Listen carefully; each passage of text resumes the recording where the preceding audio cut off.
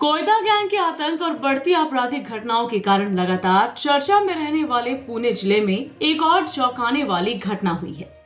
Lawrence Bishnoi gang के sharp shooter द्वारा firing की घटना शुक्रवार रात पिंपरी चिंचवड़ में हुई।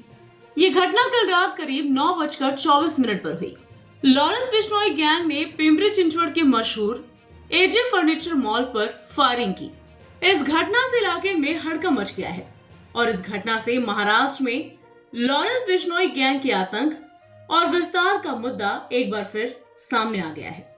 लॉरेंस बिश्नोई गैंग के सदस्य शुभम लोनकर ने इस फायरिंग की जिम्मेदारी ली है। उसने फेसबुक पर भी यही पोस्ट किया है।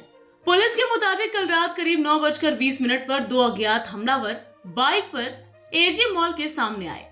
दोनों ने अपने रिवॉल्वर से मॉल की तरफ 5 से 6 राउंड फायरिंग की।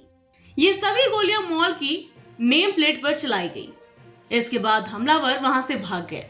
घटना की जानकारी मिलते ही पिंपरी चिंचवड़ पुलिस फोर्स के सीनियर अधिकारी और क्राइम ब्रांच की एक टीम मौके पर पहुंची। उन्होंने मौके की अच्छी तरह से जांच की और फॉरेंसिक सैंपल इकट्ठा किए। Deputy commissioner of police Ganesh Ningwale ने बताया कि आरोपियों की तलाश के लिए पुलिस टीमें भेजी गई हैं।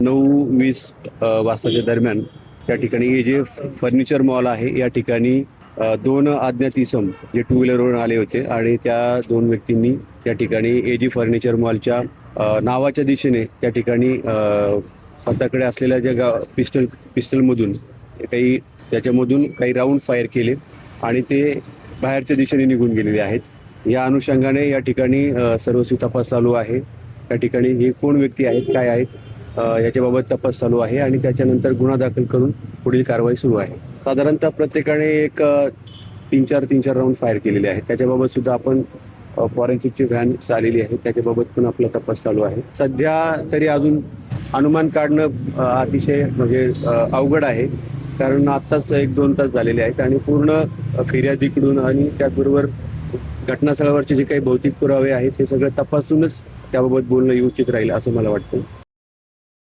Bureau report, VSRS news, Pune, Maharashtra.